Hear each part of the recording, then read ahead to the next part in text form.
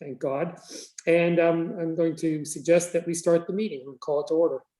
I don't know how many of you all watch Great British Baking Show, but every week they have a theme, you know, like it's cake week, it's confection week, it's this. So this week is, as far as I can see, this is fun week.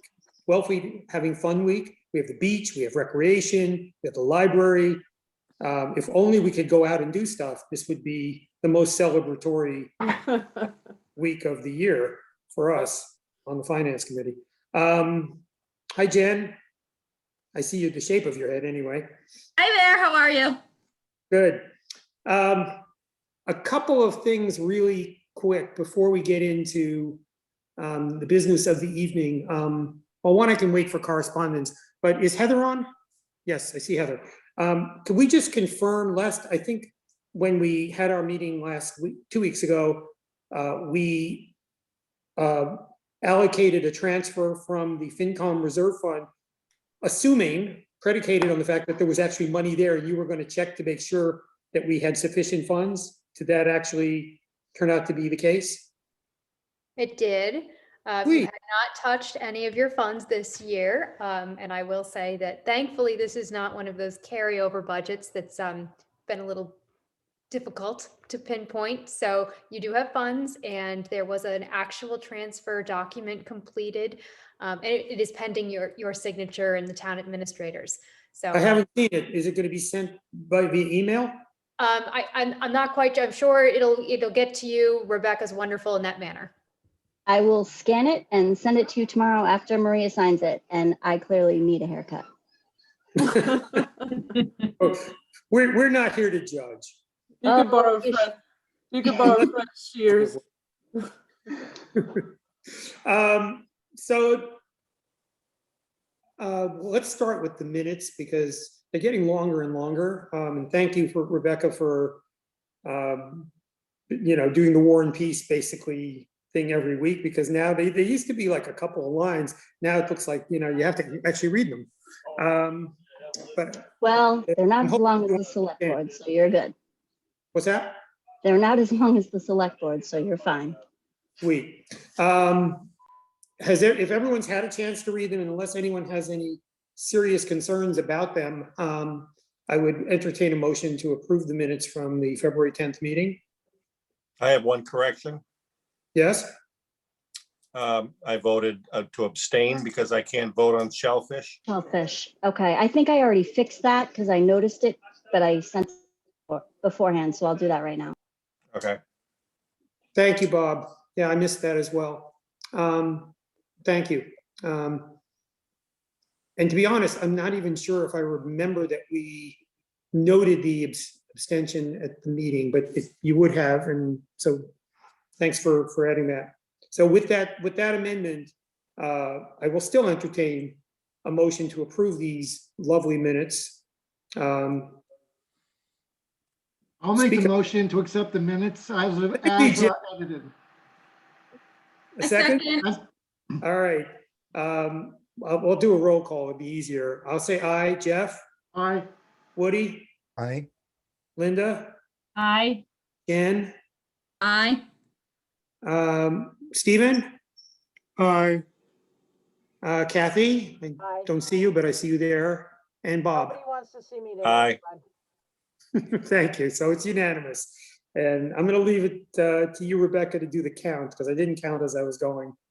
But that's good. I asked this we're going to look at 3 budgets, library, the beach department, and associated budgets with the beach and the recreation department.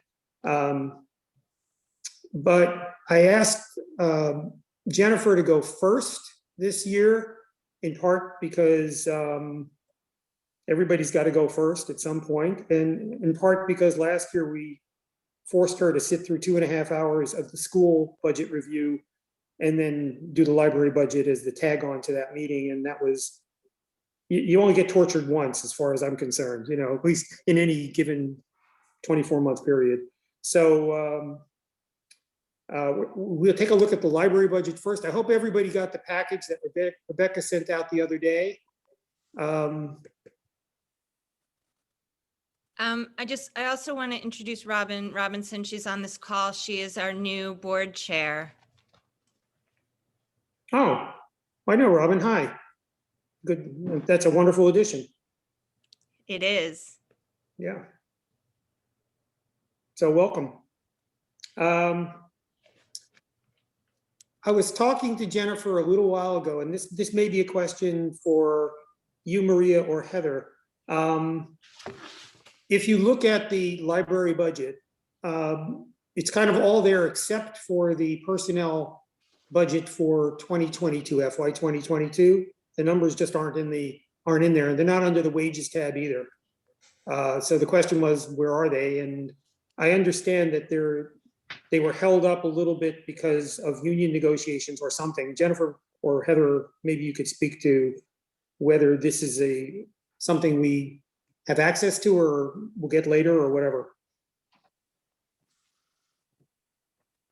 Absolutely. So as a part of my reconciliations, I'm actually starting with this year's salaries because I can't locate a really wonderfully organized way that the administration I'm not sure who really did it before, but organized just the salary roll-ups year to year. So I'm having to start with this year's salaries, and then I am projecting out for the next 3 years as it should be traditional. So you will have access to them, just it's taking me a little while to reconcile all of those. So before we even do that, Heather, I want to let everybody know that our assistant librarian for tech services, Margaret McClellan, Peg, is retiring in May. And so I will be hiring, and then I'm going to have some staff shifting, and Naomi Robbins is going to be moving into that position, but she's going to be keeping a lot of her supervisory duties. So she will still be our assistant director. And then I will be hiring a public services librarian to take over her public services duties. And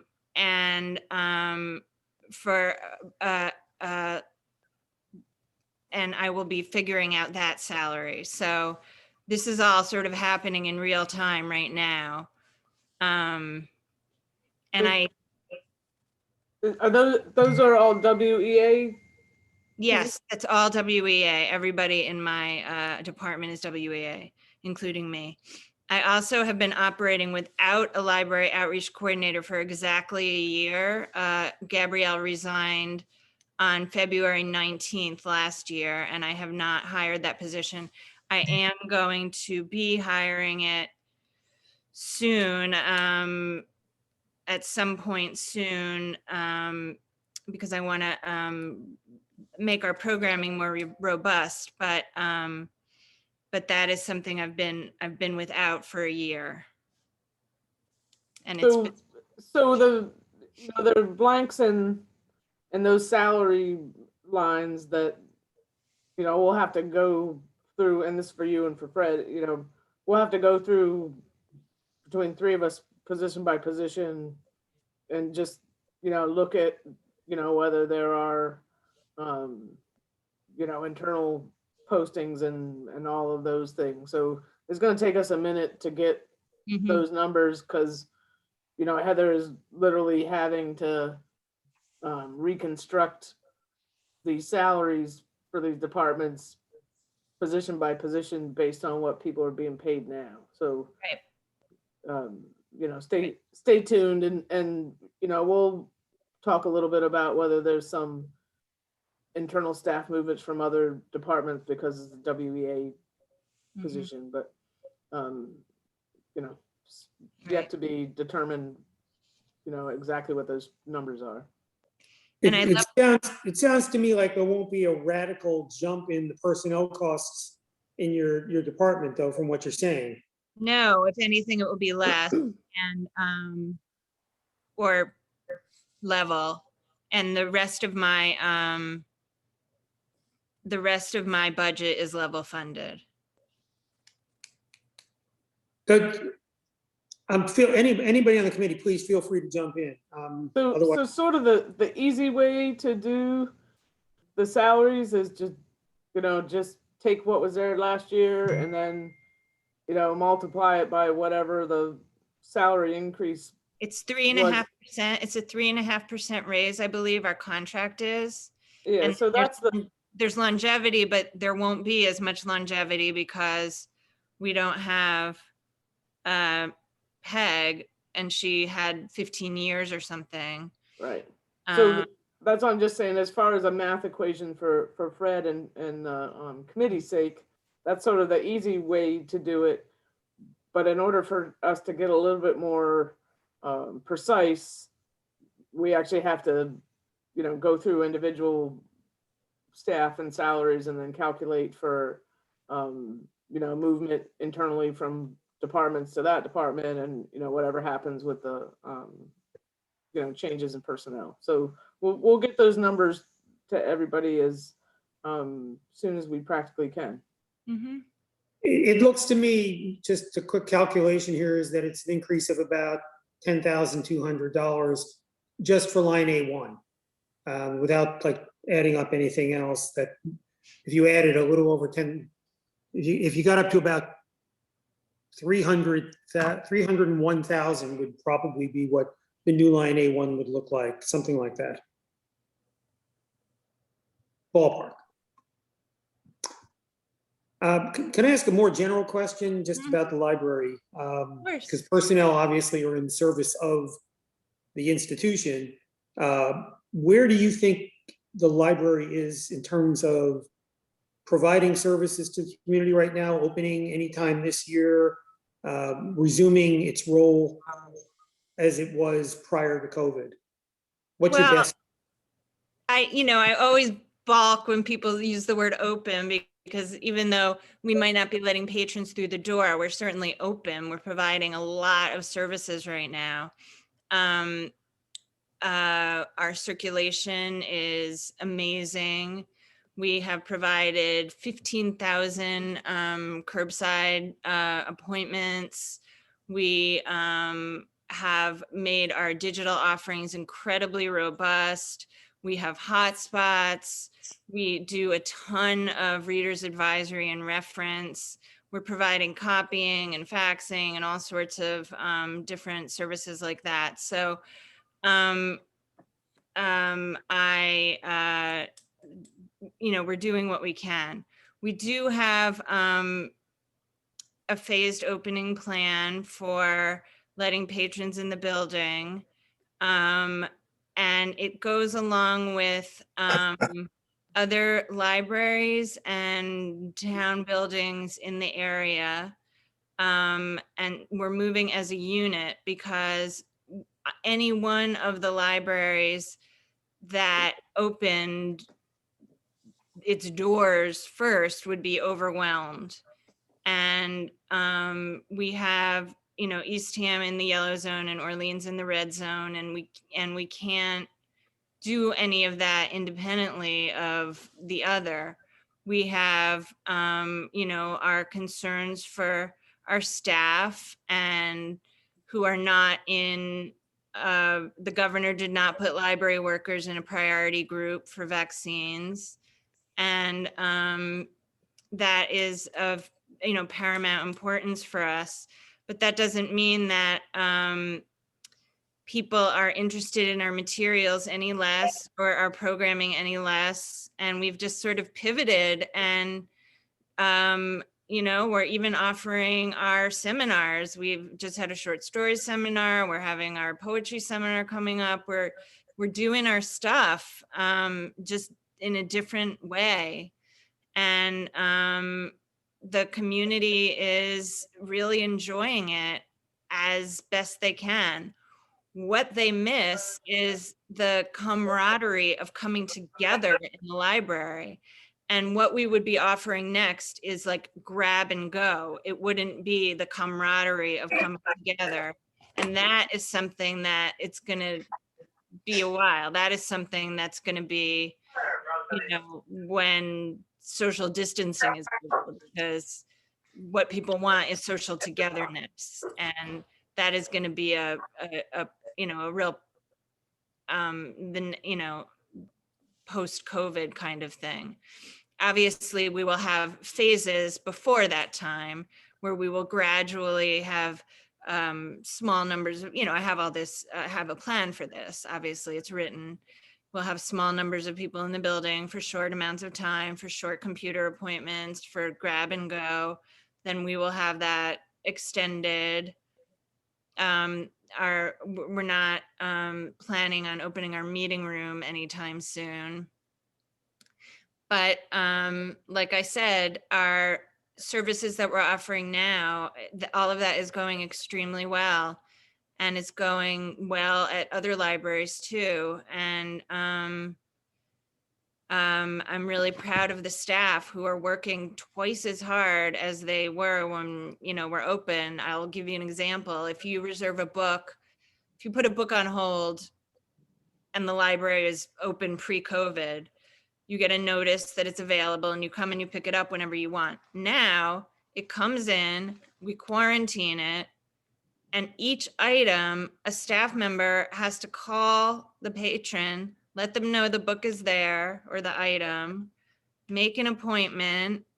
The person has to come pick up the book at the appointed time. We wrap it, we put identifying information on it, we set it out on a table. It's a lot of work, and we're happy to, and then we spend a lot of time on the phone with patrons doing all sorts of work with them, and it's something that's a pleasure for us to do. It's an absolute pleasure. And we work with them on figuring out how to get different kinds of digital items as well. Thank you. Yeah, thanks. That was really comprehensive. I think one of the reasons I was asking is because all of the departments we're talking to tonight, in a sense, represent a variation of the commons in the traditional sense of a town, a place where people meet.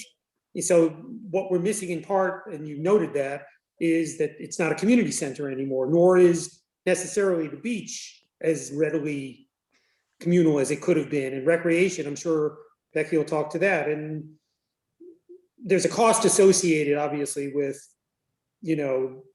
having a service that is remote from people and having one that integrates people in it. And I just was curious to know, and if I understood what you're saying, you are tied in ways that the other departments are not to other libraries in the community, that it's almost the lowest common denominator. If Orleans is in a red zone and they can't open fully, you can't. Is that true? That is true. Okay, I didn't know that. It's interesting. Well, it's a decision we've made as Clams Libraries that we can't have all these Orleans patrons come from a red zone and come into our library. We just can't, we can't have that. And I'm not going to put the staff in that position. Sure. Jeff, did you want to ask something? Speaking on behalf of, one resident, we miss you badly. And, but the service that you guys are delivering, thank you for calling. And because there is still a connection. And so there's a lot of gratitude here. Thank you. Well, thank you. Thank you for saying that, first of all, because that means a lot. We absolutely love providing the services that we're providing. We love calling you. We love speaking to you on the phone. We miss you so much. This has to be the absolute worst job to have during COVID, because it is our pleasure to serve people in person. This is what we do for a living. This is what we do. This is our chosen profession, and it's absolutely a labor of love. And it's really rough to not have, and especially the Wellfleet Library, which is so special, where we come together as a community center. And we have, I remember I was thinking last year around this time was when we stopped serving our cookies and our coffee. Like, that was the first thing to go, was the food. And that is some, all of these really special things about our library in particular. And So thank you for saying that, but we miss you guys too. Does anybody have any other questions for Jennifer?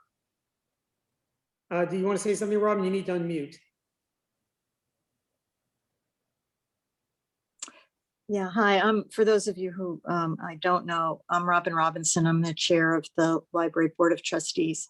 And I just wanted to say that that the Board of Trustees, Jennifer has been incredibly communicative with all of us about, plans as we advance. There was a point earlier in the autumn when before the second wave of COVID, when it looked like grab and go might happen, when it became clear that that couldn't happen, she and the staff pivoted really effectively, I thought, and they've just been real heroes in terms of information and recreational library needs. So I just wanted to reinforce what Jeff said, but also to say that that the relationship between the trustees and Jennifer is really fluid, and that we're all in this together. Thanks. Thank you. Yeah. It's been our practice this year to go ahead and vote on recommending a budget or not in line with the presentations, and understanding that we don't have a significant part of the budget in front of us, but with the assurance that it's not going to be radically different, unless someone has a significant issue with it, I would suggest that we could go ahead and vote to either recommend or not if you have an issue, or if there's a sense that we should wait until we get those numbers, I'd be happy to entertain that thought as well. But my inclination is go ahead and vote to either recommend or not, given that it looks like it's a pretty flat budget. Yeah, and I would say that the most it's going to be on that salary line is what the current year's salary is with the union multiplier added to it. We can Right. at least predict what what the upper level of that And at least for the could full-time, possibly be. that's about $10,000 for the full-time personnel. So, yeah. But I'm not necessarily doing that with the outreach coordinator position. No, I And- understand. Yeah, okay, all right, No, we're saying what the maximum it could possibly be okay. this year's with the whatever it is, 3% added on top. Mhm. With that, I would take a motion from anyone to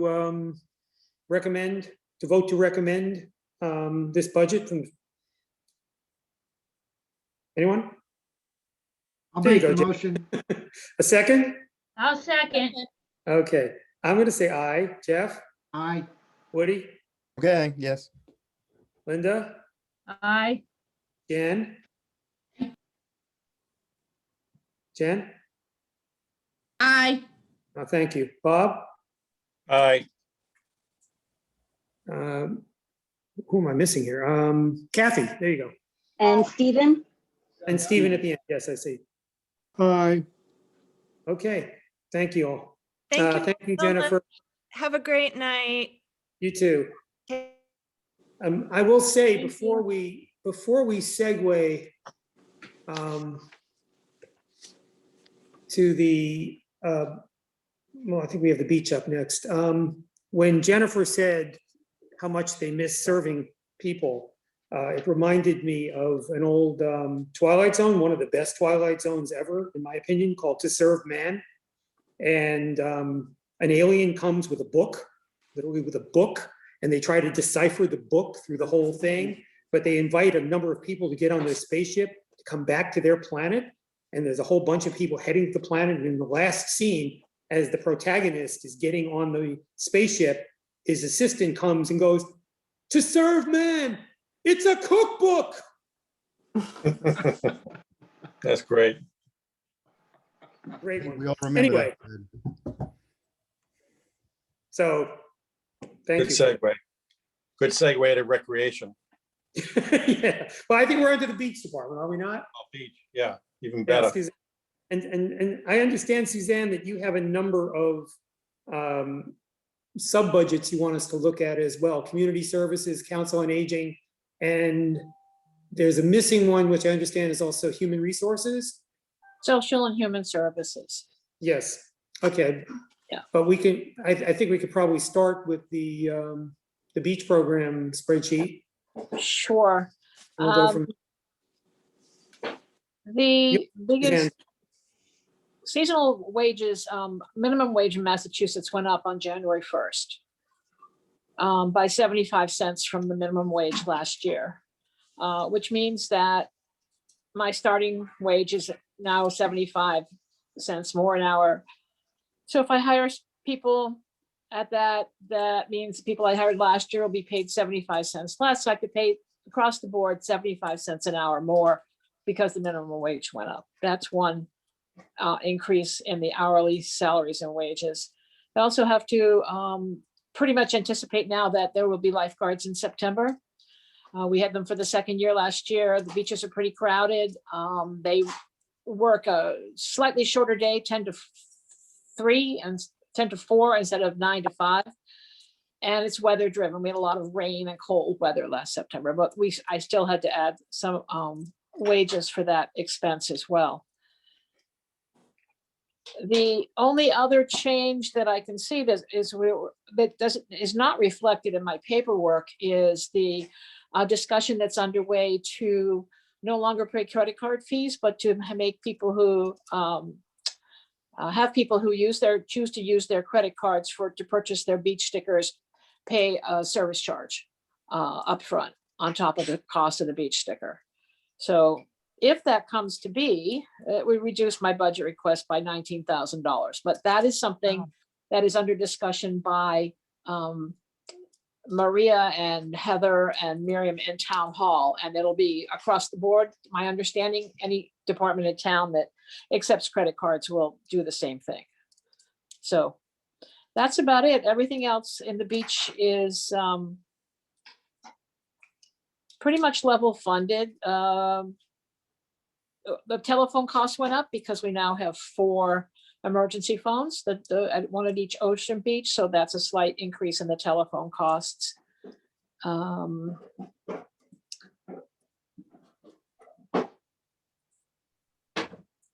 Travel might be slightly less because the IRS dropped the reimbursement price by $0.015 per hour.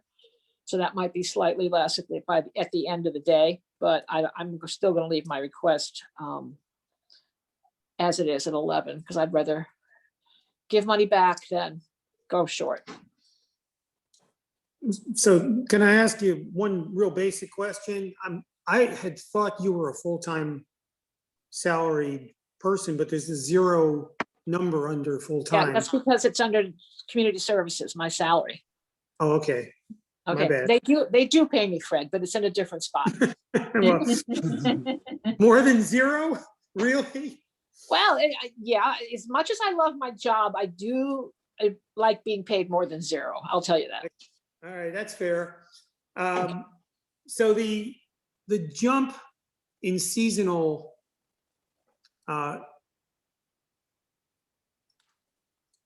it's kind of hard to interpret A3 here because the budget in 2020 was 243 and then the actual was 334.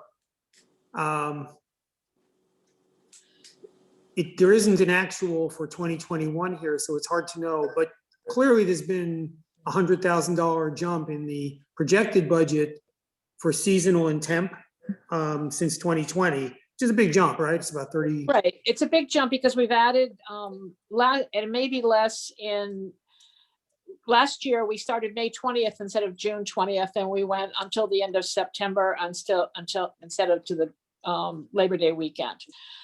Plus which there's a 75 cents per hour cost associated with that. So I guess the second question I would have is, to what degree, beyond what you just described, what are your expectations for the beach this coming summer relative to, well, we know what they might have been 2 years ago, but last year was kind of a surprise. We were waiting to see what it was going to be, and I think it ended up being better than we expected. Right, it was less awful than we expected. Less awful is a good way to put it. Yeah. So I how- would like to, will I it am be going to this year? recommend to the select board that we offer pay parking at Whitecrest again this summer, which would put another $200,000 in the coffers. Because yeah, that's really the other side of the question for the beach is you are a revenue generator in the Mhm. best of years. Mhm. And we took a hit last year, obviously, and Was that the thing, Suzanne, that everybody objected to? It seems so long ago. It was a COVID-based decision. And two things, and we also reduced the number of parking spaces on the beaches. But, and the parking lots, not, I'm sorry, not on the beaches themselves, and the beach parking lots. But if you, Hillary and I did some numbers in the middle of last summer, like end of July, figured the square footage of each beach, Ocean Beach, at high tide, threw a little formula in there, figured how many groups of 2 people could we accommodate versus how many cars. And it's just about a wash. So each beach, even if fully parked, has enough space to accommodate people who are safely distanced from each other. What the heck is going on? No. Oh, you're- I'm sorry. I got an incoming phone call that I had to, COVID testing was trying to call me. you sure you don't want to take that one? There's a No, lot of. I have, no, I don't want to think about vaccines right this minute. Thank you. Jeff, I think Jeff so- had a question. I've Yeah, got, my budget's kind of up in the air and some things could go up and some things could go down, but we always bring it about 4 times of what we, about 4 times of our costs. I've got 2 questions. It's still just February, but we haven't lost any parking spaces yet this year? Is that, Bite your tongue. but so far, so good. No, so far, I think we're gonna have to cut it back a little bit at LaCounts because the second storm ago, not the most recent one, but the one before that where it came on shore at high tide, the dune face is really steep, and to provide access, I think we may have to cut back parking lot a few feet so that we can achieve a better angle for people to access the beach. My second, and I'm trying to, I wonder if you could just comment a little bit on the whole beachcomber and the buses and just, I know we've talked about this in the past, but it is kind of a special situation. Maybe you could just comment a little bit. Sure. Well, the beachcomber is in an interesting position in terms of where it lies in relationship to the town beach and to the local roads. The police chief and I and the fire chief have gone over and over this, and the buses cannot be stopped from driving on the public roads. That is something that's within their legal right. And if we put barbed wire across the top of the hill, the people would get dropped off and go down someplace else, because the draw of the beach at Cahoon Hollow is basically international at this point. It's like really well known, and that's where they want to be. They want to be at Cahoon Hollow. So we have the crunch of all the buses disgorging all their people. I think it was worse this summer because we did not have the day parking at Whitecrest, because basically the entire back lot is filled with people who get on the shuttle that takes them to Cahoon Hollow. They don't stay at Whitecrest. They go to Cahoon Hollow. So last night at the select board meeting, I don't know if you were watching it, this came up.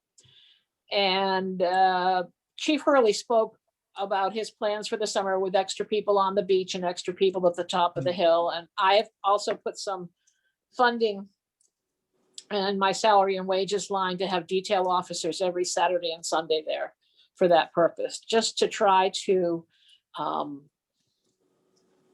keep it from becoming a bottleneck and a safety issue. We're never going to solve it, but we could maybe moderate it a little bit. Well, I mean, I guess any beach has the potential to be a super spreader site, but Cahoon Hollow and the Beachcomber seem specially tuned that way. Has there been any discussion about that in terms of mitigating the Well, impact? the health agent reports there's been no reports of community spread based with the initial contacts located at our beaches last summer. Okay, And that's what I have to rely on. I have to rely on Hillary and Hillary's statistical, information. yeah, People don't want to follow rules when they're at the beach. There are no rules. And I think that's one of the things we're trying to contend with, to get them to use common sense when they're just in the I am at the beach, I am on vacation mode. It's really hard.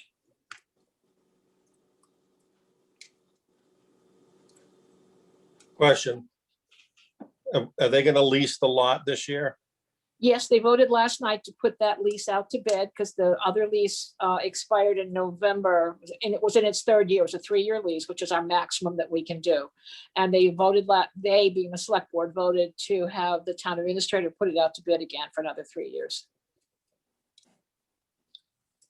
But we Is the still, price higher? I'm sorry? Is the price higher this year? They were saying they would like to have a higher price as the minimum bid, yes. Okay. They did Thank- not settle on an amount. I just asked them to think about the concept of whether they wanted to go out to bid because summer's almost around the corner and these things have to start happening. Yep. does anyone have any other questions for Suzanne? So Fred, I have just a quick statement. I would like to, from a financial standpoint, I would applaud Whitecrest being opened again because I think that really truly, the people came to the beaches regardless of Whitecrest, and the town missed out on a lot of money because people were still coming to the beaches. They were parking elsewhere, finding other ways to do that. So, Whitecrest, enough parking, enough square footage to have people socially distanced. And I think it was a mistake last year to close it, and I hope that we open it this year. Well, that is up to the select board, but I am happy to hear your words because it supports my recommendation. I think we probably, within the bounds of prudence, probably all agree with that sentiment. I noticed, for example, I ran into 3 friends today, all of whom are getting their shots within the next week. And I just got my first shot today, sore arm. Congratulations. Thank you so much. And I'm still upright, but That's a good sign. there was no vaccine available anywhere. I don't know where it all came from, but suddenly it seems to be around. And I guess it's reasonable to project that by the summer, a lot of people will have been vaccinated, maybe even in the next demographic, the one that shows up at the beach. And there's every reason to think it'll be, unless we're being misled, that it'll be safer than it was last year. Well, I know that starting Tuesday at noon, Tuesday of this week, all day long, my staff and I at the COA called people 75 and over who are living in Wellfleet to offer them. We had 70 spots allocated to us at the East Dam Clinic tomorrow. And we were hard pressed to find 70 people who hadn't already had their first shot in that age group. Yeah. Many had reported that they had already gotten their shots, and I was very pleased to hear that and surprised. So I agree with you. I think that our demographic is except for Coon Hollow, the 40 to 60-year-old, I would think they're the largest contingent out there on the backside. And I'm pretty sure a lot of them will have had their shots by summer. Suzanne, Yeah. can I ask a totally not related financial question? And I'm always the one that likes to keep on topic, but did Cahoon Hollow were we notified of any significant social spread at Cahoon Hollow? No, Hillary said there was none reported. Okay, well, there you go. I mean, I can't imagine how that could be, except they all come from someplace else and their statistics are reported in their hometowns. So it's hard to tell. Yeah, but I do know personally that the Beachcomber did a really, really outstanding job of contacting, social tracing and contacting. Oh, yeah, they were really good. They immediately stopped everything that would create a cluster of people. The shows, the nothing at the bar, they were they created outside seating. They did a really good job. So Suzanne, you said before that you project that you bring in, I think, 4x revenue for every dollar you spend in your budget. Did I catch that right? Yeah, it's like, not last summer because we were short, but it's usually about $1 million. And well, that's less. It's not, I mean, it's 3 to 1 now. I misspoke. About we bring in $1 million, a little over $1 million. We spend about 300,000. So I used to have the IRS as a client, and they used to always brag about that too. But okay. Okay. So do you, when you put your budget together, do you also project or work with Maria and Heather to project what you think your revenues are likely to be, and then project real, actuals versus projections? I have never been asked to project revenues. This year, because the sticker prices are not going up, I would say that we would still do well over $1 million because we did over 850,000 last summer and we didn't have to pay parking. I don't know whether I should ask you or Heather, would it be possible, along with the last couple of years' budgets, to get a number for what the revenues actually were from the beach? Are those numbers calculated at the end of the season? I have them in sticker tracker. I can bring up the revenues in the computer for the last 3 years. That Yeah, doesn't, just an FYI. In the financial system the committee just needs to keep in mind that the financial system was adopted last year. So anything before that, for whatever reason, it was not stored in an electronic form for anyone to access from the prior database. I believe it was called BMSI that was utilized. So, that's a bit of a downfall. But certainly there is data in the system that the auditors are going through right now on both the revenue and expenditure side that will be reported in a financial statement form, hopefully within the next month, I'm assuming. So there is something. Yeah, I would just say going forward then, and simply from the finance committee's perspective, it seems to me it would be useful for us, because there are so few departments that are revenue generators, to have a sense of where revenue is coming from relative to costs, because a lot of that ends up in the general fund and whatnot. And we have some notion then of what the flow through of money is in both directions, because mostly we just talk about money going out. And it's good to have visibility on the other side as well. I think that we're certainly in agreement, like I said, my personal goals for, the position and, for Wellfleet financially is you should be looking at a holistic perspective, and that includes revenues as well. So as soon as I'm able, I have every confidence in providing normalized reports that support both of those ends, as well as the fund balances that are part of, the operations of the town as well. Sure. Thank you. Thank you. That's awesome. Thank you, Heather. That's awesome. It'll be nice to match revenues with expenditures on. Yeah. And be helpful to department heads as well to have that information. Yep. And also to see, when monies get allocated out of the general fund and whatever to do this or that, to know where they came from, whether it's taxes or beach revenue or whatever. So you have a few other budgets you would like us to look at, COA and whatever. Would you like us to wait until you're done to do one sort of blanket vote on recommending the budgets, or would you like us to go budget by budget? I think one vote for community services budgets would be fine. Okay.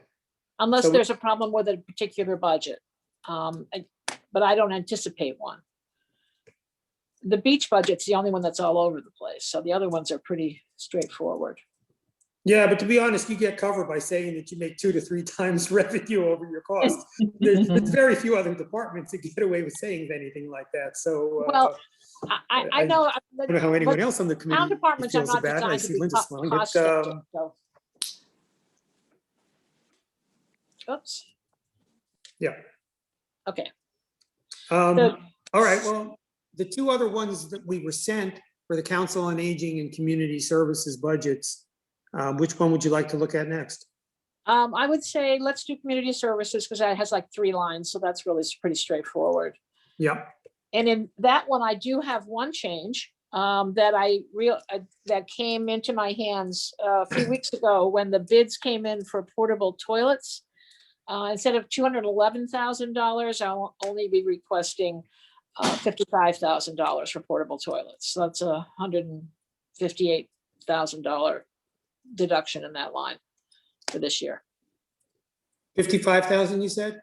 Yep, that was what the winning bid was. Well, actually, it was 52 and change, and I have about 2,500 put aside for possible emergency portable toilets during the season. I don't even want to think about what an emergency portable toilet would be. An emergency portable toilet is when the well blows up someplace and we don't have running water. Okay, so why, obviously, the obvious question is, why did it come in so much lower? than Oh, the- because we had 2 reasons. Last summer, we had portable toilets everywhere instead of the traditional brick and mortar bathrooms. And this summer, we've gone back to our regular locations. Is there a cleaning cost that will increase as a result of going back to brick and mortar? Nope. Well, the Is it- cleaning cost, well, I shouldn't say that. The DPW currently has the cleaning for the beach bathrooms and the other public bathrooms, which include the ones on the outside of Town Hall, the ones at the marina, one staff inside bathrooms at Baker's Field, and one inside bathroom at the beach house / shellfish building. And they haven't gotten those their bids, they're going out. I don't think the bids are due back until early May. So we will know about that. But Then that's they in the DPW budget. They were closed last year because of the COVID Yes. and not this year. No, the week after we signed the contract for $211,000, the state decided we didn't have to have portable toilets, but we had already signed the contract for $211,000. Were the bathrooms renovated as well? They not renovated, but updated and upgraded, and some of the components, the sinks, the soap dispensers, that kind of thing. The partitions between the toilets. DPW, I think, got $30,000 or $40,000 at town meeting to make that happen, and they started last fall doing that upgrade. Not that this would be a huge cost, but do you know if there's going to be signage at the toilets about being COVID safe and wearing masks and all that? Absolutely. We're going to have uniform COVID, like wash your hands for 20 seconds with soap and water. We can't say soap and hot water because there's no hot water in the beach bathrooms, but at least we have soap. And there will be signage. Okay. My personal theory is if you don't know enough to wash your hands by now, I'm sorry. Hell with you. I did get a poster that said, seriously, you don't know enough to wear your mask? People can toilet train a toddler in less time than that. That'd be a good sign. Oh yeah, people would love that one. It wouldn't last. I'd have to replace it, Bob. So the full-time line, there's 2 big lines here. The full-time line is you, correct? The full-time line is me, yes. And then there's the toilets and you My probably. telephone.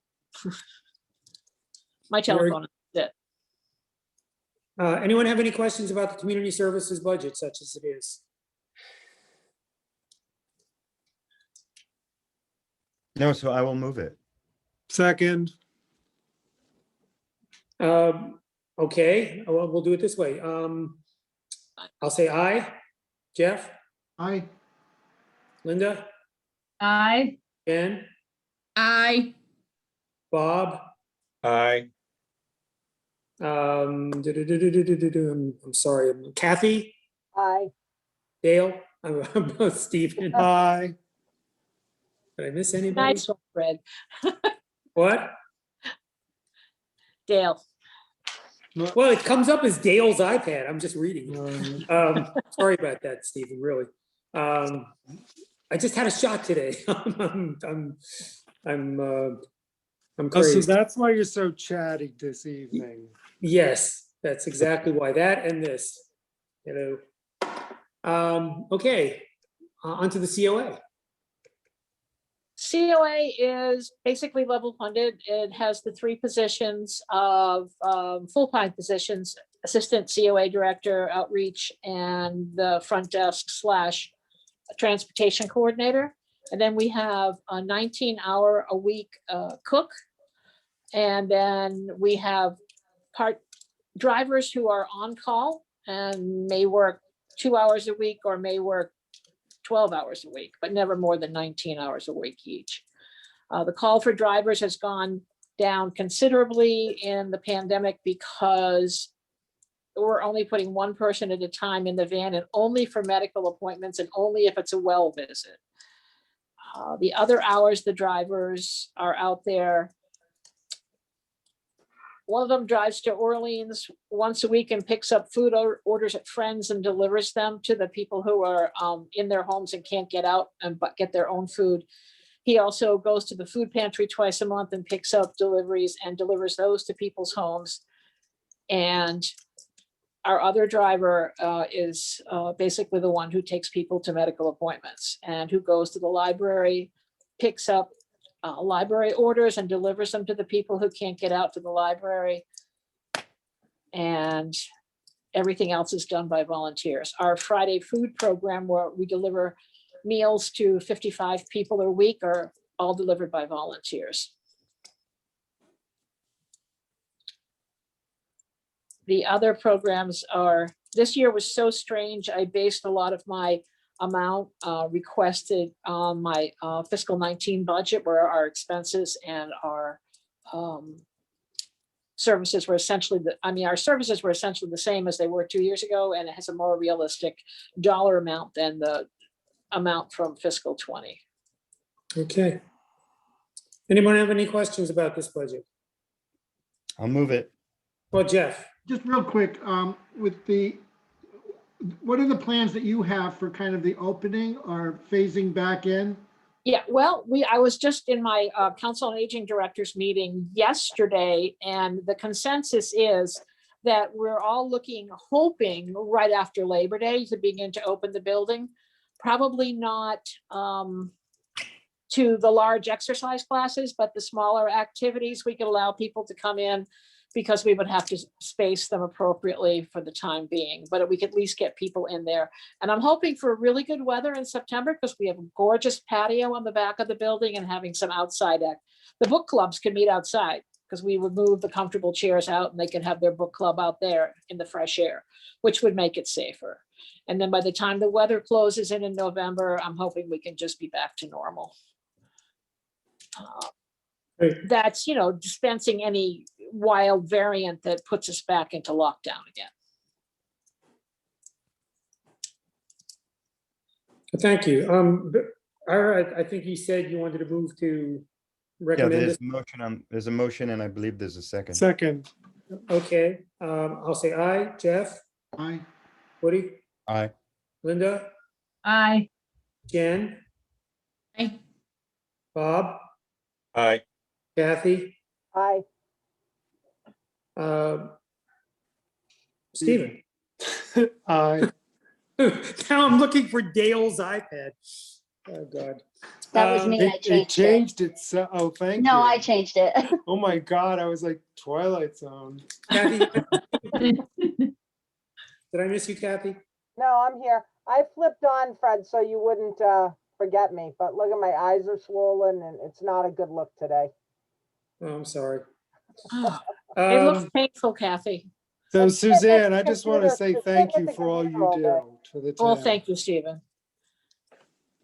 Thank you, Bob.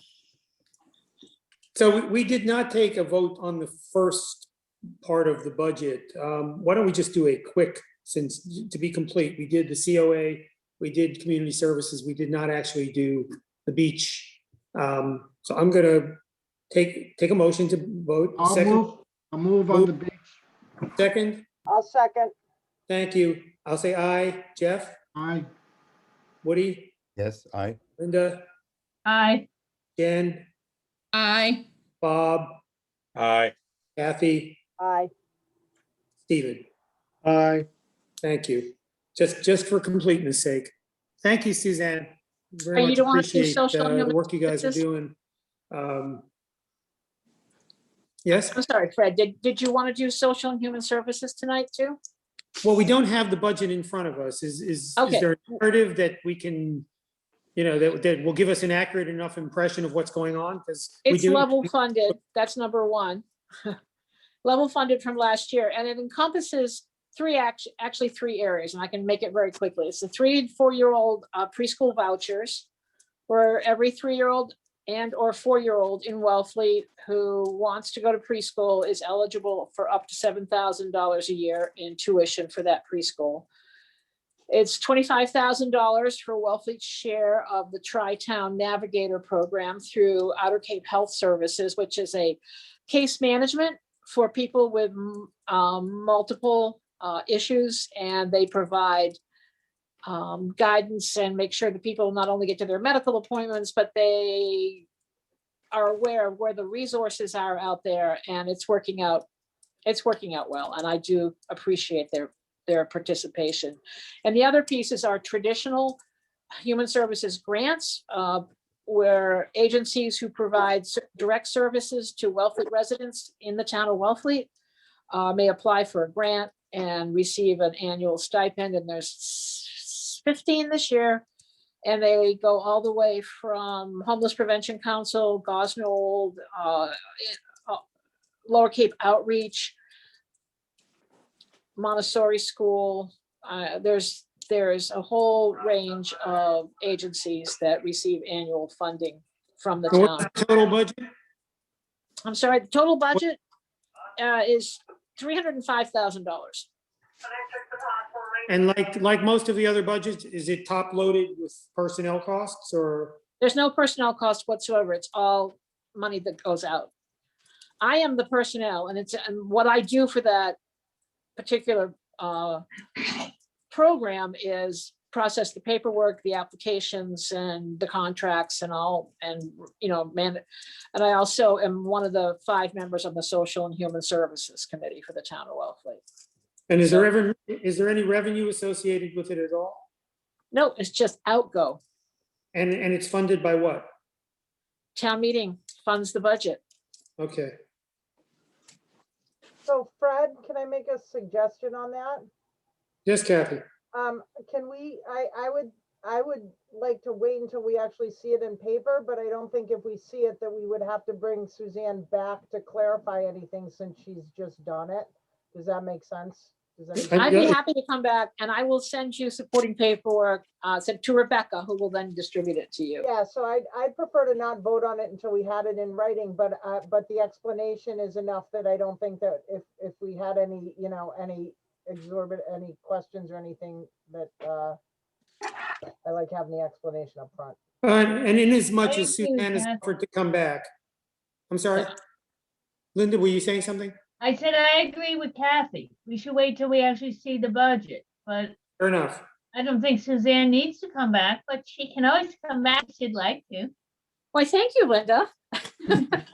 It'll be a brief visit from the sounds of it in any case, so. Well, I'm happy to do it, and there was a little glitch with this particular budget. It's the paperwork this year. I never got the initial paperwork in November, and it never got turned in, and I requested it, and there's been a considerable amount of additional work to be done by the financial team in Wellfleet over this year, shall I say?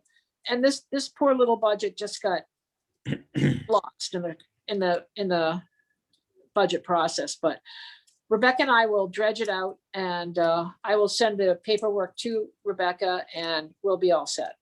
Fair enough. Thank you. Thanks again. Thank you. Thank you. The next budget up is recreation. Becky, still there. There you are. Can't see you. I'm assuming it's Beck R. Oh, no. Yeah, there you Yep. are. Hi. Thank you, Fred. Good evening, everybody. I hopefully you got the PowerPoint that I sent through Rebecca.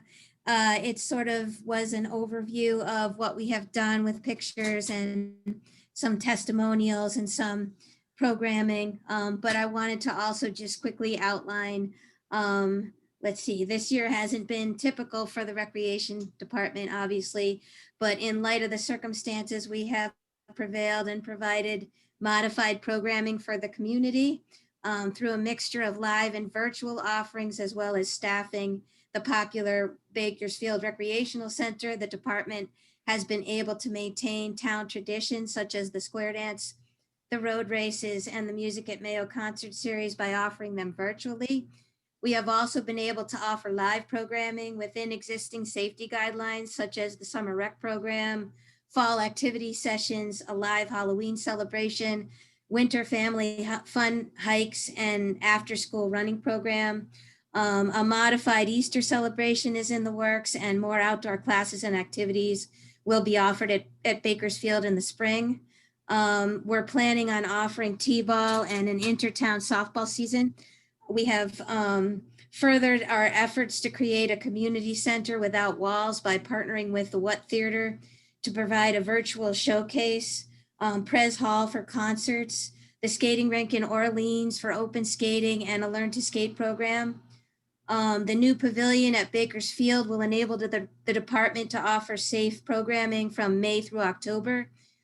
This budget does include a provision to purchase radiant heat panels. It's in the small equipment line for the pavilion, so that it can be utilized even more frequently by the rec department and the community at large. As you can imagine, every program we offer requires extra staffing and supplies in order to operate within the safety guidelines of the COVID-19 pandemic. This recreation budget request will enable the department to continue to connect with the community in these and other creative ways. It will also allow us to return to, quote, normal programming as the situation dictates. And I'm just asking for your support in supporting the department's requested budget so that we can continue to provide the community with productive activities for all ages. So that's basically what we've been doing. I do have a list of all the programs we're pretty proud of, all of the views and all of the participation and all of the outpouring of gratitude that we've received from the community for being inside the box in this way. And the budget itself is pretty much level funded. The operating budget is level funded. The salaries and wages did increase a bit because of the increase in the minimum wage for seasonal employees, and also just the responsibilities of the seasonal workers went up due to the increased responsibilities during the pandemic. So we did compensate those folks for that effort, and also the WEA union contract for myself and Angel that was signed last June, I believe, is an increase, but there's very little increase from last year's recreation budget. Like I said, the small equipment line of the operating budget went up by $1,000 because we figured out that we could, with the upgraded electrical service at the pavilion and the lighting and just the ability to have the IR heaters down there. Folks have been calling quite a bit to inquire about using the pavilion because it's open air, does have sides that you can use to, block out the weather. But that's going to be an incredible resource for us as we move forward and try in expanding programming. And Bakersfield is a gorgeous location in October, November timeframe, we were already doing activity sessions with the kids after school in the fall. We couldn't do the typical soccer season, but we did 6 or 7 different activity sessions, and I can tell that the pavilion is going to get a lot of use that way. So we thought that that was a good request to get the heaters in there. We'll be able to use it, as long as we can stay down there, which this year was practically until the end of November with the unseasonably warm temperatures. And we're hoping to get in there in the spring as well. So, so that's basically what we're looking at for rec budget. And Yeah, thank you. I would recommend everybody look at the PowerPoint. I'm not going to ask you to go through the whole thing because there's so much, but it's unbelievable how many programs you're running. Can I jump on that? And Becky, I think that when people are coming in at town meeting, if that could be turned into a PowerPoint slide program, just sort of running repeatedly while people are getting settled, because I totally agree with Fred. What you guys have done is phenomenal. I mean, it's a really rich and broad programs. I can work on that. We're just grateful. We worked with Hillary quite a bit. She was right there for us, helping us and supporting us. And, she has 2 young children and realized how important it was to have them be, having some productive and socialization activities, and just the beautiful facility at Bakersfield, which the town has supported, was such a huge asset during this time because we could spread everybody out, But thank you. I mean, we have an incredible staff that comes back year after year, and just the amount of support of the parents and everybody sort of following the protocols at the skateboard park and the playground so we could keep it open. It was a huge effort, but it was worth all the effort. So thank you though for saying that. The PowerPoint is great, and you guys do an incredible job. Does anybody have any questions for Becky about the budget itself? I got one. Go ahead, Jeff. It's going back, a little institutional memory. What is the story with the bandstand? And that's now the awning on the bandstand, and I know that came up in the past. And is that going to be a recurring thing? And whatever, I guess just comment on that, because that was something I know in the past we talked quite a bit about.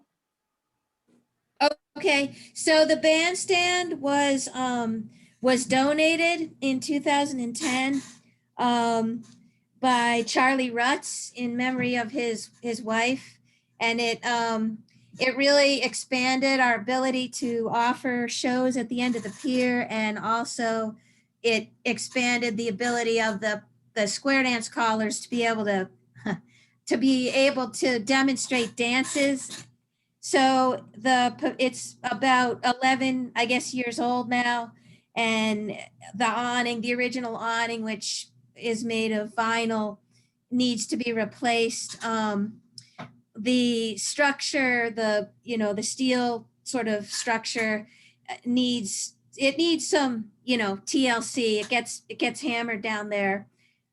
So the original amount, which was probably about $70,000, was donated by the Rutz family, and the town has been maintaining it, and just it requires, there's a cost to putting up the awning and taking it down. We have to do some welding. The harbor master's office helps quite a bit with taking up and putting down the lights and things like that. So yeah, it needs, at this point, needs a little bit of revamping, which I think is in the DPW budget for that. Their capital budget to replace the awning. Yeah. Thank you. Has Anyone else? anybody contacted the family that donated that to the town to see if they might be interested in helping to preserve its legacy? We could certainly contact them and let, him, it's basically Charlie Rutz was very generous and he's been Yeah. very big supporter of concerts and stuff, but certainly we could explain to him what what needs to be done with it and, reach out to him and see what, if he wants to be involved in helping us to, I And don't just know. out of curiosity, Becky, have you gone to the CPC and asked for funding that way? Because it is a preservation project.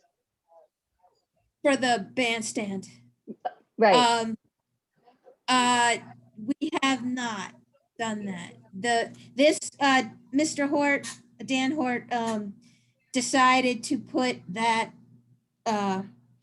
sort of the renovation or the revamping of it into the DPW budget.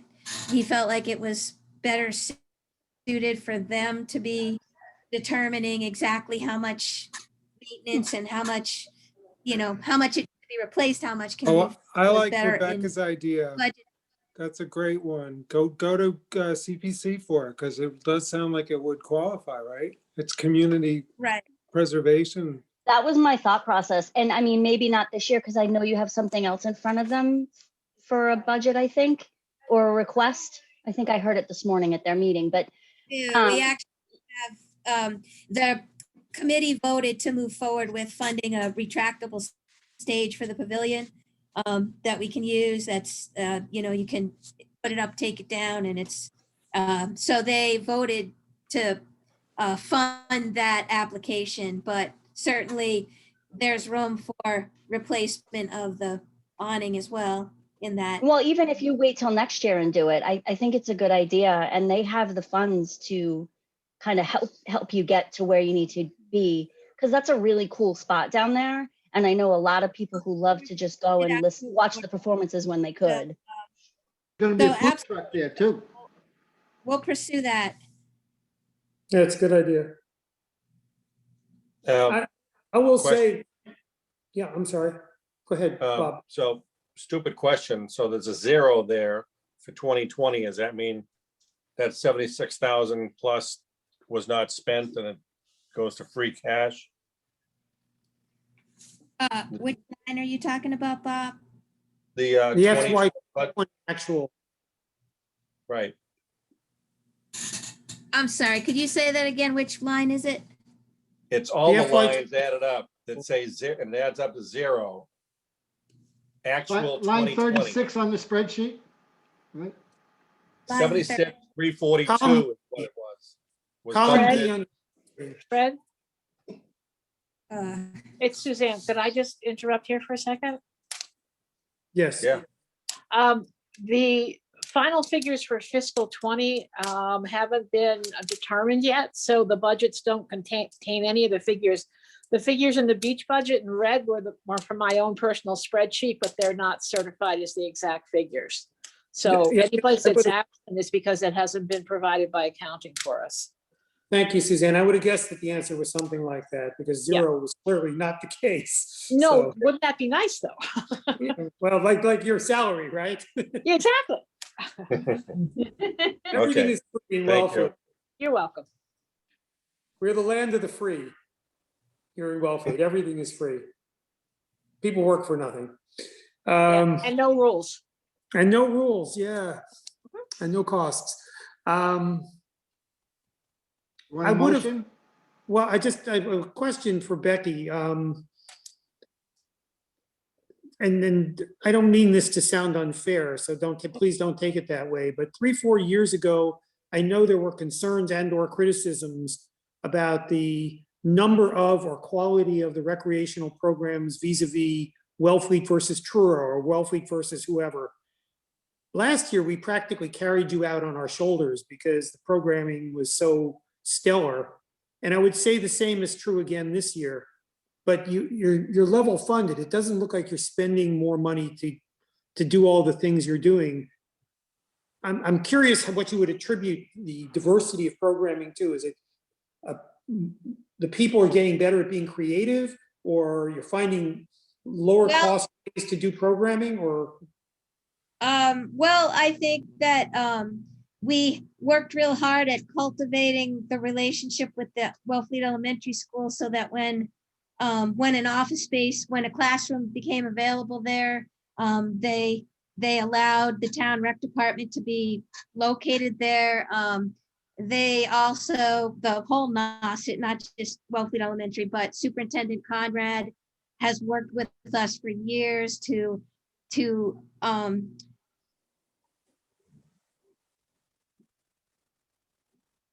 facilitate the concept of opening up the schools for use as talk about how well equipped it is and how underutilized it was. And then that kind of dovetailed, Fred, with a group of parents that wanted a community center, and they came to me, a group of citizens and parents, and that's when I had we came up with the idea of this whole concept of a community center without walls, because there are so many really high level facilities in town that are underutilized, especially in the off season. And the What Theater approached us about what could they do, because basically, the Wellfleet year-round community wasn't using the theater or utilizing, and so we were about to do a showcase there in March, right before the shutdown, which had like 25 different acts of just Wellfleet, some Truro folks that were just overjoyed to get on that stage, so my feeling was, why spend all that money on another building when we could just develop the relationships and do it at a lower cost? And we already have such a wonderful, the elementary school itself with the gymnasium, and we were going to utilize the art room, the music room, for cooking classes, and it was about to really explode. We've done a little bit of it virtually, but I think it was just a combination of things, Fred, that all came together. And then just the support for the upgrades at Bakersfield, the tennis and pickleball. We have 300 people on a list that play pickleball with us.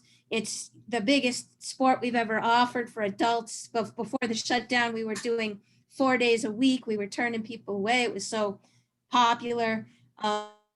The tennis courts that we redid are blended line pickleball. There's 6 blended line pickleball courts, so that facility gets utilized. The pavilion, the upgrades of the field, of the basketball courts. It just, the support that the town gave for all of that just helped us to flourish in the way that you're talking about. But it had really been in the works for years, but it just kind of dovetailed last year and this year. And we're really looking. If I may, my name is Christine Bizzaio. I'm on the Recreation Committee. And I just want to back Becky up and tell her it's the culmination of many years, quite a few years of sitting down and listening to the community and getting the community involved. We don't have a traditional community center, so it kind of, forced people to sit down and say, well, what kind of programming do you want to see? What are your needs? And how can we work together to facilitate that? And it evolved. Thanks. Yeah, I think, again, looking at your PowerPoint presentation, what jumps out is how many different programs can be offered that are low capital costs and not resource intensive to provide, that just bring people into a situation where they're having fun, doing a variety of things that don't cost the town a lot of money. Which, It's a lot of, trial and error. Yeah. There's certainly trial and error, and it is challenging with COVID because, Sure. You had a little toddler thing going on Sundays at the gym, among other things, but Yep. we'll get there. Bob? I have a question on the basketball court next to the old shellfish department. Is there a windscreen on the fencing or on the south end of that?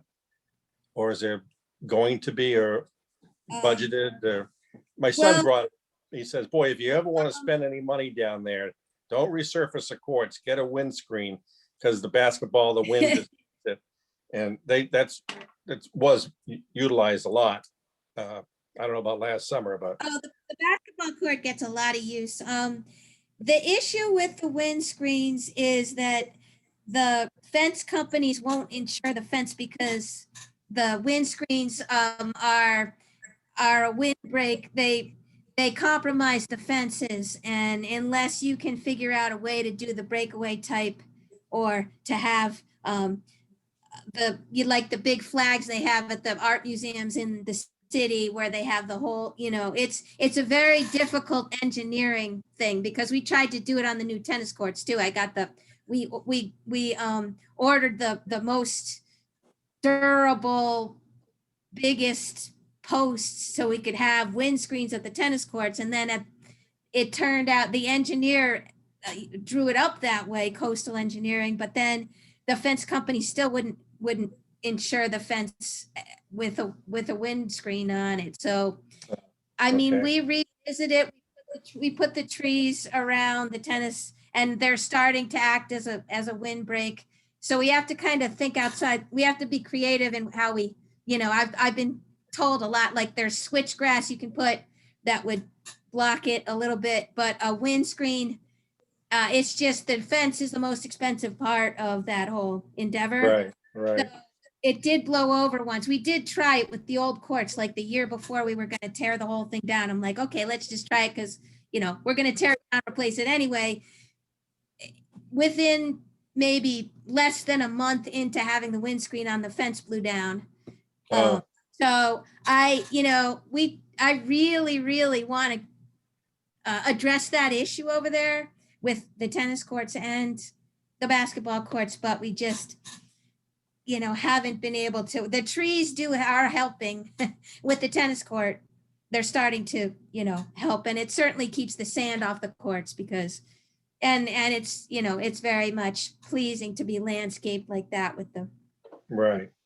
trees there. But we need to think of a different way to block wind, unless they come up with something that the fence company will guarantee that they will replace the fence if we put a windbreak on it. Yeah. Well, thank you. So I would entertain a motion to recommend this budget. I'll move. And I'll second. thank you. Okay, I'm gonna say aye. Jeff? Aye. Woody?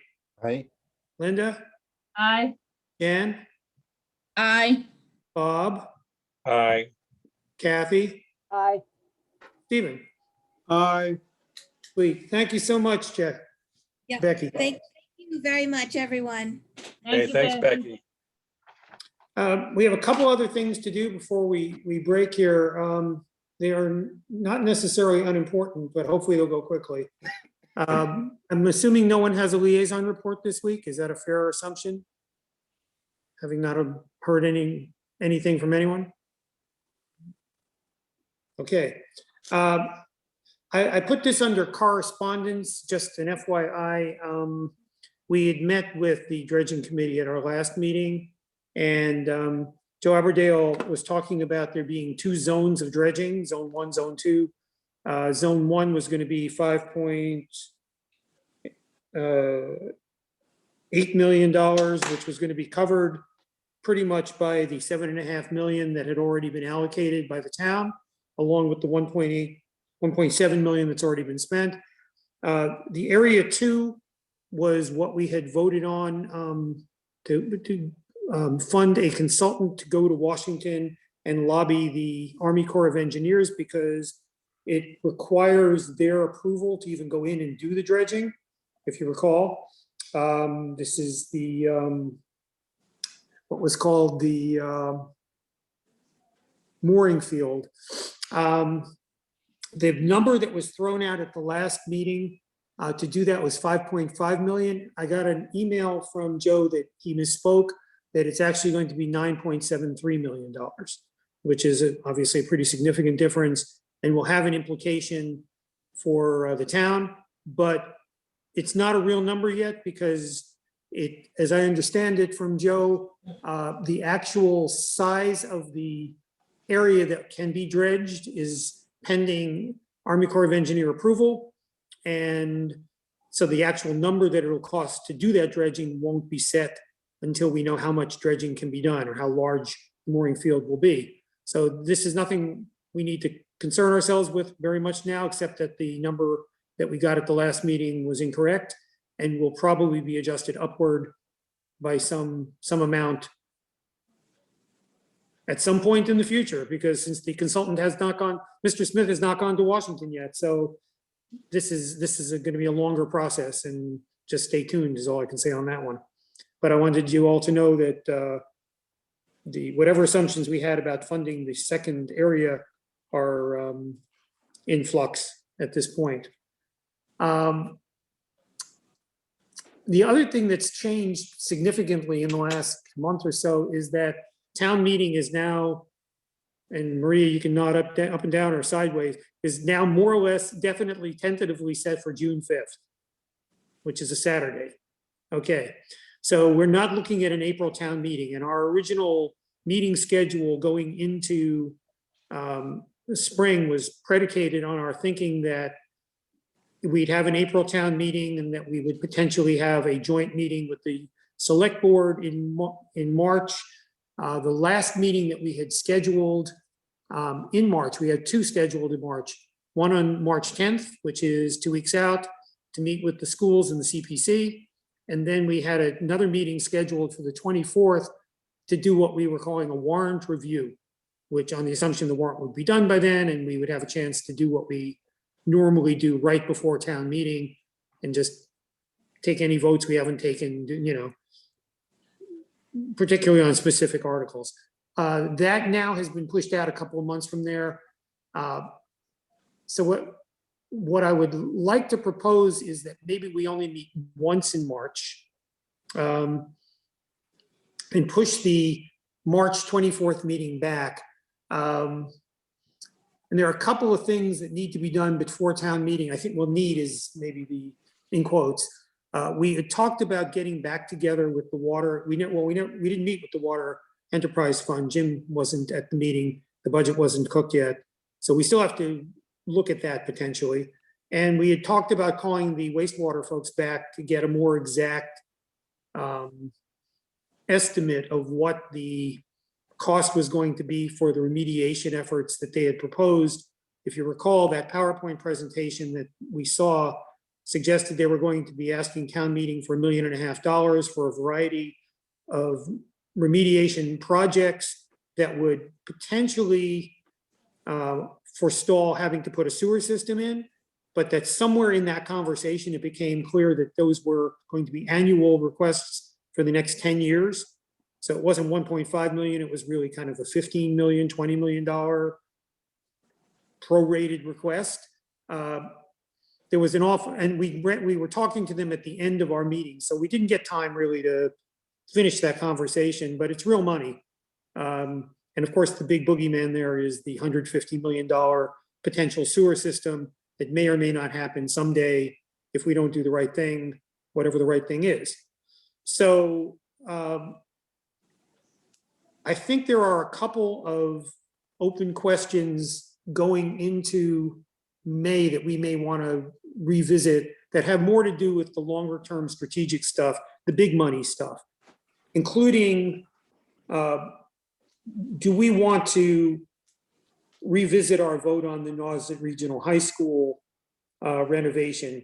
I've had a number of contacts from, among other things, the Independent. In fact, 2 days ago, I had a conversation asking if we were going to revisit those. And my canned response has been, well, we already voted on it.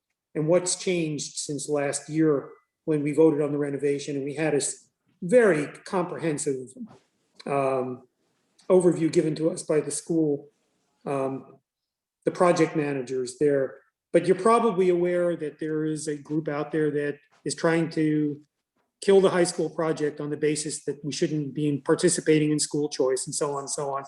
If there is a sense in the committee that we should revisit that question, I am more than happy to do it, to have that conversation. But if not, then not. We may all have our own opinions about this, and I certainly have mine, but I don't want to speak for the committee on this because it's coming up as you know, March 30th is the vote. And we will be meeting with the schools on the 14th, and we can bring it up then if you like. But I don't know that we necessarily, or we can forestall until the 14th, whether we want to have a vote. But I'd like to get a sense of the committee tonight, just so we can schedule a time in March. And then perhaps not have the later March meeting, maybe push that back into April. Fred, if it helps, I will not be able to attend the March 10th meeting. Okay. Do you have a feeling one way or the other, Kathy, about whether we should revisit the question of supporting the high school renovation or not? I don't recall the vote, but I have a personal, I mean, we voted on it. It was the renovation. It was the renovation project, wasn't it? Yeah, the numbers on the renovation themselves haven't changed, Yeah. and we voted to support it last year before what would have been town meeting. Yeah, no, I'm gonna make my vote count on the 31st. So that's all I'll say. Okay. I think we should support what we've already supported. Because of a pandemic, I don't think we should change. The school needs to be fixed. That's all. Well, my thought on that is prior to the pandemic, maybe I felt comfortable voting for it. But since then, looking at things and hearing from other towns, I think, it would be a good idea to just revisit it as a committee, because things have changed since the last time we voted on it. Shape of education has changed considerably due to COVID. One comment I read from the Robert Wren from the Orleans Finance Committee, he was like, maybe they just need to step back, take a look, come back with a smaller plan for 700 students as opposed to 900. So there are all these things out there now that weren't when we first voted on this. So, I mean, I would support re-entertaining it. Okay, bear in mind that the same arguments about having a smaller high school and killing school choice in order to justify it were made before we made our vote last year by the same people. It's not like we didn't have that information in front of us. It was read in as correspondence last year, a fairly lengthy couple of letters about the benefits of having a 700 person. The obvious one of the obvious counter arguments is that the MSBA funding goes away and doesn't come back if you kill this project. But see, that's a myth. That's a myth. That's No, it's not a true. myth. It's an actuality. Yes, they'll always have the money available. So that's why it's time to take a step back. Also, in terms of planning for the future of the town, we're going to have some big ticket items here. I think this proposal was the average house about 400,000 is an extra $336 a year on their taxes. Does that sound about right? Did anybody read any of that? The tax implication for the constructing the high school. I read it, Stephen, but I don't remember I don't have the exact math, but if I recall, I don't think I supported it back then.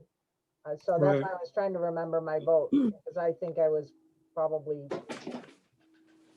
pushing. Can't we just wait until after the March election? Why do we have to, I don't know why this committee has to take any action when we have the election, then we may want to revisit this after that fact, but it got shifted because of COVID. We voted on it. I don't know why we have to address this until after the election. Well, the other thing too is that the counter argument to doing the project is predicated on the idea that there is no school choice. You get to a smaller high school by not having school choice students in the high school. School choice Hey, is Fred, I don't lump school choice into this. I'm not saying but it there is shouldn't be lumped school in. choice. But Overall, that the is the argument. predictions are that the population is going to be decreasing over the next That years. is not the predicate. Right? Can I Plus, there's just bring also up new something ways- where, Fred, you're asking us if we want to have this discussion. We Yes, are right. de facto You're right. having the discussion It's true. now. So either we should in the future, and you can put that up to a vote if you like, but we shouldn't have it now. Because Yeah, I haven't all even thought all about this I'm really fucking asking thing in a is, year. So I do would we like want to to see revisit more. our vote? We voted for the high school as an article So then last make year. that motion and vote on it. Just put a motion, somebody put a motion for it and said, do we want to revisit this? And then vote on There it. you and then go. Let's be done with it. It sounds like you So just go made ahead. that motion. Can I have a second, please? I'll second. Okay, so we are voting basically to say probably at our next meeting, the one over the school, that we will be revisiting our recommendation on supporting the high school renovation. And then we'll have that That was the motion. discussion. So No, that uh, sounds like the motion. that is, I'm Okay. going to vote no. Jeff, No, Woody, No, Linda, No, Jen, No. Bob, Yes. okay, Kathy, Yep, yes, please. and Stephen. Yes. Okay, so the motion is defeated. So you have, as to Jeff's point, you have the right to make your vote on March 30th. But the finance committee vote from last year stands, and there we are. Can I ask a question? Yes, So is it my understanding that Truro and Provincetown are not part of the district? So they do not fund the construction? That's right. Fred, That's correct. I can answer. I know a little something about that. yeah, go So ahead. Truro and Provincetown have a tuition agreement with the Nauset Regional School District. It's a 5-year agreement. I think they're in year 2 or 3.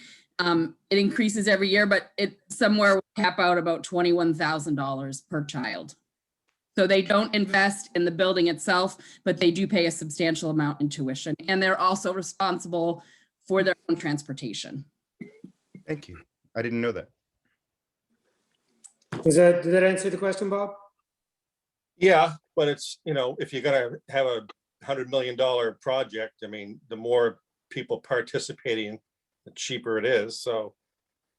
And if they don't have an alternative, I mean, I wasn't aware of that agreement, but certainly it muddles the water to have a major construction project, and we're probably paying $21 million or $21,000 per person ourselves and constructing the building also. So, I mean, this would be the point of bringing them in or renegotiating, or certainly to be discussed before 4 towns fund it instead of 5 or 6. Yeah, I guess, Bob, they have the upper hand because they'd be I can crazy. tell you that They'd be they have crazy to discussed join the region. so listen, we're going to be meeting with the schools in 2 weeks, but just a point I want to make is they're not dismantling the school in its entirety and building a new one like they did with the Tech High School. It is a renovation of the existing concrete structure that is being funded. And if they don't do that, they still have to bring the existing 45-year-old building up to code at a cost, and that's anybody's guess, but the numbers that are being bandied around are $90 million to gut the building and bring it up to code. So the difference between keeping the high school as it is and having to fund. So is their building condemned, Fred? Not yet. No. But I guess Was it's in there the the threat of that? There's a threat of it being condemned? Well, no, I think the threat is that the systems will fail over time, that because there So is. is their building going to be condemned anytime soon? Are we having this discussion again? No, Yeah, I we're think we Seriously, are. guys.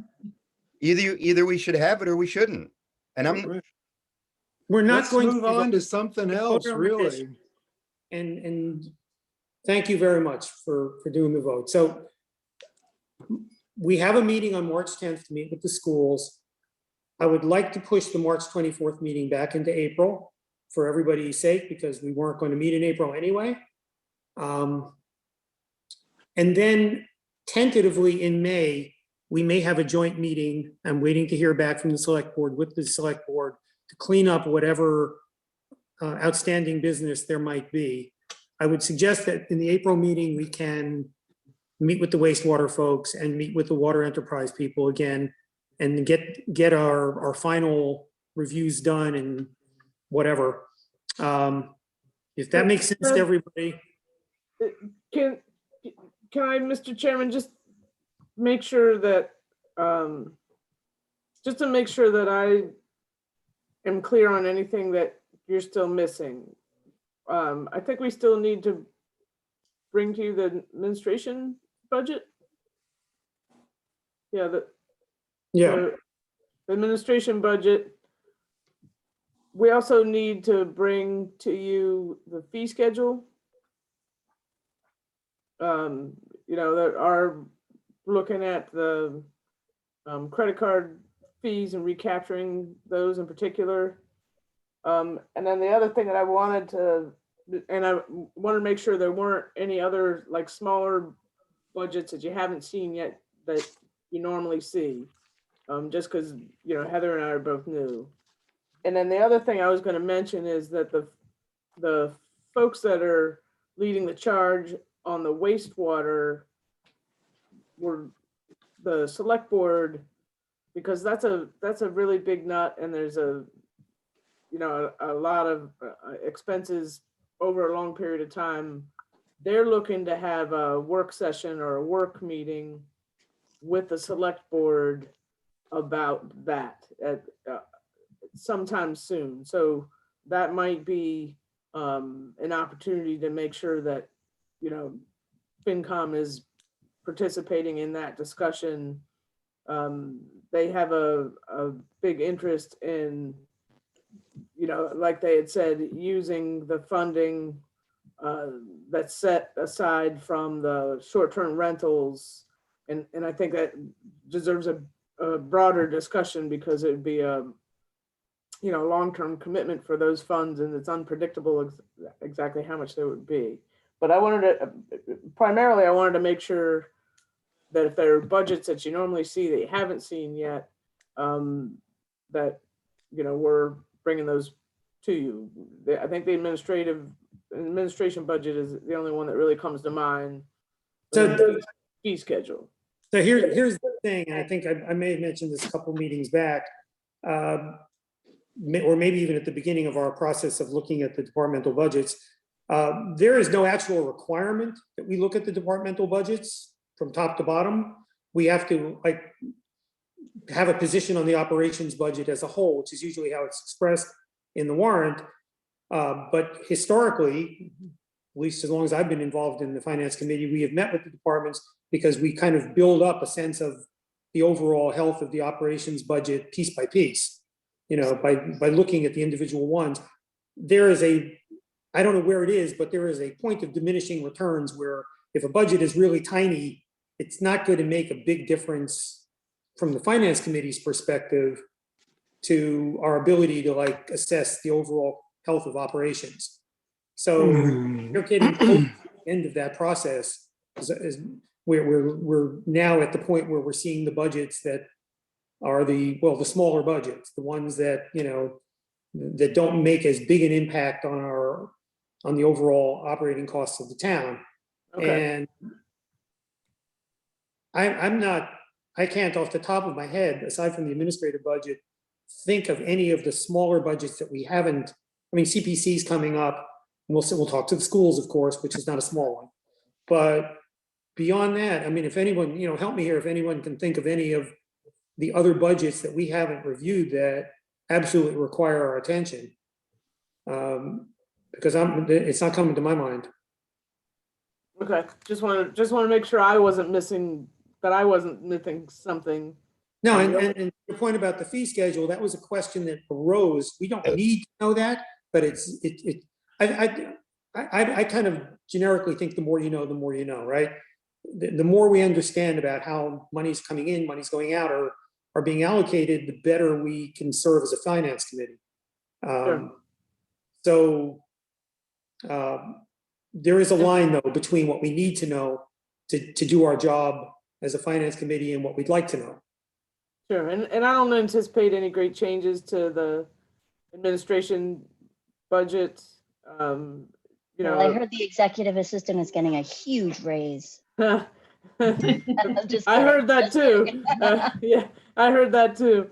You know, and on top of that, you know, Wellfleet is the only town on the Cape that hasn't been participating in the program that the Barnstable Planning Commission or whatever it's called has to get a GIS system and use their flyovers and their data. So for whatever reason, we've not done that, and it's about $7,000 or $8,000. So I am going to propose that we participate in that, so we can sort of try and move into the 21st century as far as that goes. But that's the only, unless Heather can think of something really big ticket item comparatively that, you know, I'd be looking to add to the administration budget. So Maria, let me ask you a question. The meeting that the wastewater committee is going to have with the select board, do you have a sense of when that's going to happen? Probably within the next month. You know, within the next month, because there's so much to talk about there, they were going to do a separate meeting just on that topic. Well, does it make sense to everyone to like forestall rescheduling later March, April, and May for now until we have a better view into what's going on there, so that we can see if we want to be participants in that process, or at least know that it's been done so we can react to it? Maybe Fred, it's something that you and select board chair might want to have a conversation about, because I know, you know, there's certainly the financial piece of it, and then there's you know, anything that the select board might look at in terms of, you know, any bylaw changes that are being recommended by that committee relative to requirements for people's systems. Then I guess I'm going to suggest to everyone before we adjourn then that we hold off on rescheduling the meetings for April and May and late March until our next meeting. We have a little more information, if that's all right with everybody. Okay. Yeah. Sure. Okay. Then with that, there's nothing else on my agenda that I'm aware of. If anyone else has any other new business, I'm happy to hear it. I have one question. On the school, there is the vote at the end of March. Is there not also the requirement for the vote at town meeting in June, or is that a necessary step in the approval? My understanding, and Maria, you can correct me on this, the answer is, I believe, no. That it's an up and down vote at the end of March. It is going to bypass town meetings because I believe the rationale for having the vote at the end of March was with COVID and whatever, nobody could be sure about town meetings. Stephen's comment notwithstanding, my understanding is that the MSBA has not granted another extension, and that they were anxious to get the vote in time to get the grant from the state if the towns voted up on the project. So I know it sounds a little convoluted, but You answer right. So it doesn't go back. We've already voted at last town meeting, and this is just the fall. So it's just going to be the individual election, and that's going to determine what will happen with this. Yes. Yes. That is correct. March 31st will determine whether the funding happens for the school or not. Okay. They reworked the voting process so the individual towns do not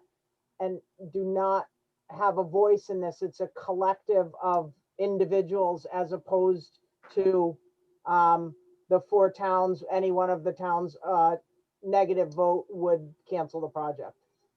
So they've one town could cancel it, not cancel.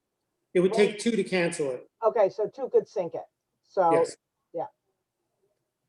That's the way I understand it too. I gotta tell you, it's one of the most confusing process I've ever tried to wrap my head around. But that's the way I understand it too, that the vote at the end of the March supplants the town meeting vote.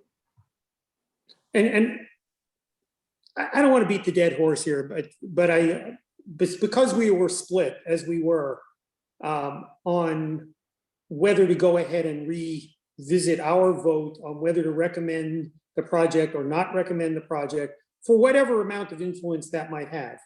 And I don't know how much it would have because we don't mandate anything. As you know, I've been the school liaison, so I've been involved in listening to the stories about this for a few years now from its inception. And I will say, my understanding, and I think it's accurate, is that we were at the back of the line on the MSBA funding. They eventually got us to the front of the line. If we reject the MSBA funding, that is, if the project doesn't go forward, we do not get back on their list anywhere near the front. There are hundreds of schools trying to get money from the MSBA. We would go to the back again to be determined when we'd ever see that kind of money from the state again. The fact that it's a myth, I think, is a myth. I don't know where that came from, but I don't think it's true. I believe that it is an up or down kind of deal with the MSBA. If you say yes, they give us the money. If you say no, the money goes away. If there's going to be a 700 student school proposed, there's no architectural drawings for it. It's predicated on assumptions about what the school population is going to be, minus school choice. It is tied to school choice because there's no way you go from 900 some students to 700 without getting rid of the school choice students. And the only point I'm trying to make is there are a lot of open questions. You kill the project, you kill the project. Why are we doing this again? I just just asked the want- question. Yeah, I'm ready to let it go. I'll vote on March. Good. So I will take a motion to adjourn. I move that we adjourn. Thank I you, Woody. second. Thank you. Anyone opposed, please raise your hand. Otherwise, have a lovely evening. Thank you, Fred. Thank Thank you. you, everyone. Get your Good shot. night, everyone. Thanks, Maria. Thanks, Heather. Great job.